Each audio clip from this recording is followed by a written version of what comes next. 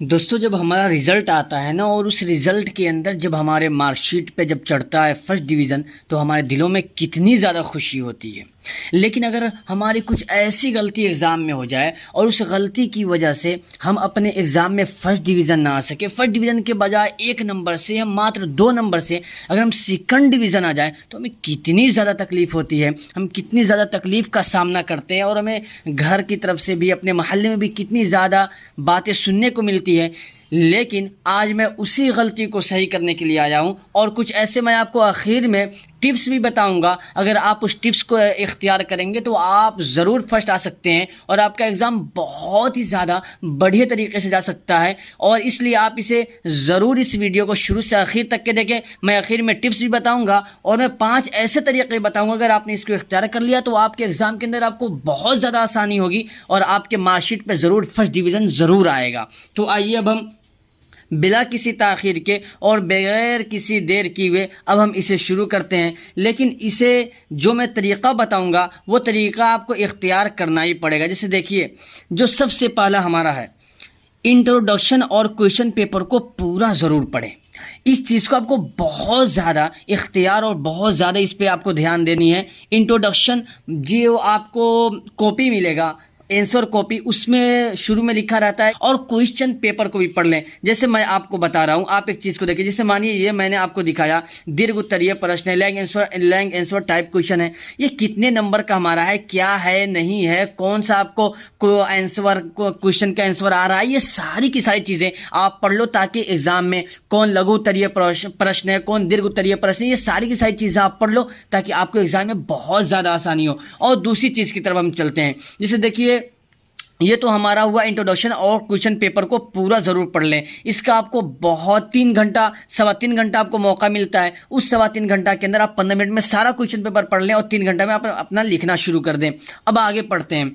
आगे क्या है, दूसरा जो है, दूसरा काम हमें जो करना है, उस दूसरा काम क्या है, जिस क्वेश्चन का आंसर आता है उसे पहले लिखो। ये बहुत इंपॉर्टेंट चीज़ है माय डियर स्टूडेंट्स, आप इसे ज़रूर इख्तियार करें। जो आंसर आपको आता है ना, चाहे वो आंसर नंबर 5 हो, 8 हो, 12 हो, 14 हो, 16 हो या 28 हो, 32 हो, 34 हो, जो कोई भी हो, आप उससे पहले लिखें।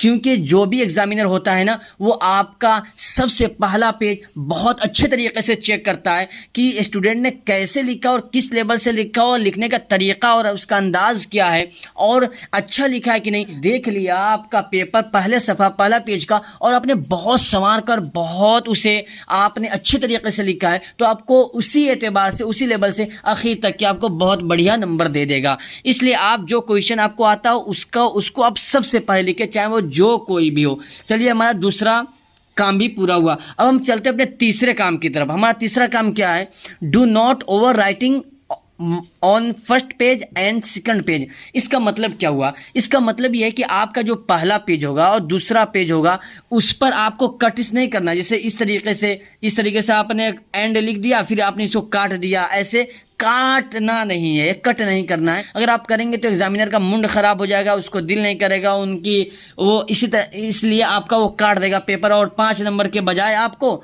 2 नंबर दे देगा। तो आपको इस काटने से आपको बहुत ज़्यादा बचना है।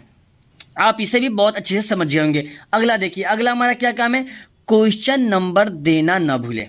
ये बहुत इंपॉर्टेंट है माय डियर स्टूडेंट। अगर आप क्वेश्चन नंबर नहीं देंगे तो ये आपका जो एग्जामिनर होगा वो किस लेवल पर आपको नंबर देगा, वो समझ नहीं पाएगा कि क्वेश्चन नंबर 32 का लिखा है, 18 का लिखा है, 7 का लिखा है, 6 का लिखा है, 5 का लिखा है, 4 का लिखा है, कितना का लिखा है, वो समझ नहीं पाएगा और आपको 5 नंबर के बजाय 2 नंबर दे देगा, 3 नंबर दे देगा। इसलिए आप जिस क्वेश्चन का आंसर लिख रहे हैं उसको लिख भी दें कि क्वेश्चन नंबर 5 के ए का मैं जवाब दे रहा हूँ, ये आप आंसर दे रहा हूँ। मैं आप कैसे कॉपी लिख के, मैंने वो पूरा तरीका बता दिया है, मैं उसका डिस्क्रिप्शन में लिख दे दूँगा, आप उसे ज़रूर सीख सकते हैं। तो हमारा ये चौथा काम भी हो गया। अब इस चौथे काम के बाद हमारा आता है ये बहुत इम्पोर्टेंट, कॉपी को पूरा भरें। अब आप तो कहेंगे कि अब मैं कैसे पूरा भरूँ, मुझको तो आंसर मालूम ही नहीं।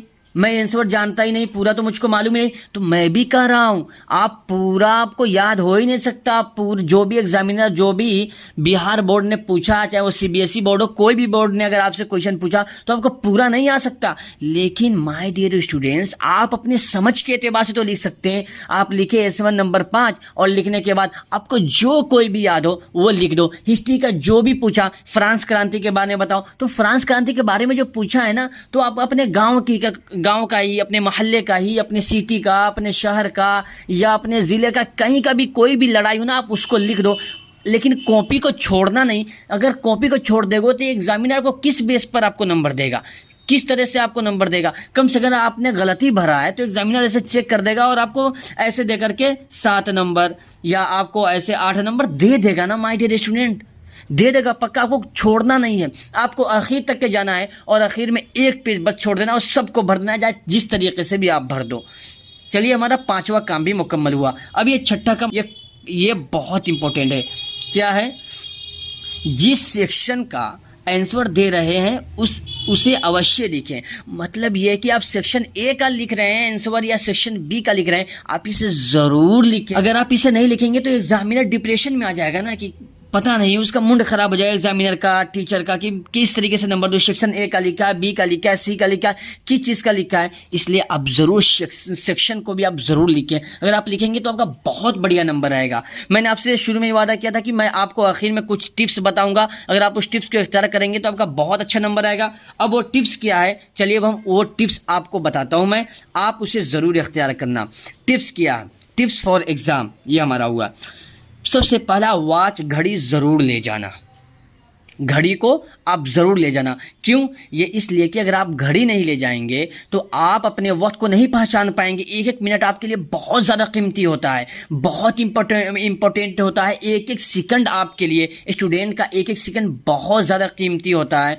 इसलिए आप घड़ी ले जाएं। आप घड़ी को देखते रहें और आप ऐसा ना हो, घड़ी में देखेंगे तभी ना आपको ये मालूम होगा कि हाँ 5 नंबर का सवाल मैं लिख रहा हूँ, वो भी मेरा 7 नंबर का बाकी है, मेरे पास अभी 1 घंटा बाकी है तो मैं बाद में लिख सकता हूँ। ये सोचने का आपको मौका मिलेगा। घड़ी भी अगर आप अपने हाथ में बांध कर ना जा सके तो वहाँ जिस हॉल में आप एग्जाम देंगे वहाँ भी घड़ी रहती है, आप वहाँ भी देख सकते हैं। लेकिन घड़ी देख देख करके आपको लिखना है ताकि आपका एक भी क्वेश्चन ना छूटे।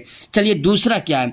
नई कलम लेकर के मत जाना। नई कलम इसलिए कि जब आप नई कलम लेकर के जाएंगे ना तो आपका बढ़िया नहीं चलेगा, आपको लिखने में मज़ा नहीं आएगा। और आप जब लिखेंगे तो आएगा तो बीच में रुक जाएगा, तो फिर आप उस पर दोबारा कलम चलाएंगे तो फिर वो आपकी राइटिंग ख़राब हो जाएगी। तो इसलिए नया कलम को लेकर के मत जाना, बल्कि अभी से शुरू कर दो और जो आपका पुराना कलम हो जाए, आधा रिफिल ख़त्म उसका हो जाए, उसी को इस्तेमाल करना है। और तीसरा काम क्या है? पॉजिटिव थिंकिंग रखें। ऐसा ना हो कि निगेटिव थिंकिंग से बहुत बचना है। हमें निगेटिव नहीं सोचना, पॉजिटिव सोचना है कि हम सारे क्वेश्चन के आंसर दे सकते हैं। और ऐसा मत सोचिएगा कि मैं नहीं दे सकता, मैं तो बहुत कमज़ोर हूँ, मैंने तो कुछ भी नहीं पढ़ा, मैं तो 2 दिन भी नहीं पढ़ा, अब मैं क्या करूँ। आपको ये सब कुछ भी नहीं सोचना। आपको सोचना है कि जितना भी क्वेश्चन पूछे बिहार बोर्ड, सीबीएसई बोर्ड, जो कोई भी बोर्ड हो, मैं सारा का सारा जवाब दूंगा। अगर आपके अंदर ये सलाहियत और ये मौजूद हुई, अगर आपने इन सारे टिप्स को इख्तियार कर लिया जो मैंने 3 टिप्स बताया है, तो यकीन जानिए आप ज़रूर फर्स्ट डिवीज़न आएंगे और आपका नंबर बहुत ही ज़्यादा बढ़िया आएगा। और जो तरीक़ा मैंने बताया उन सारे तरीक़ा को आप इख्तियार कर लीजिए। मिलता हूँ आपसे अब अगले वीडियो में, तब तक के लिए आपका धन्यवाद।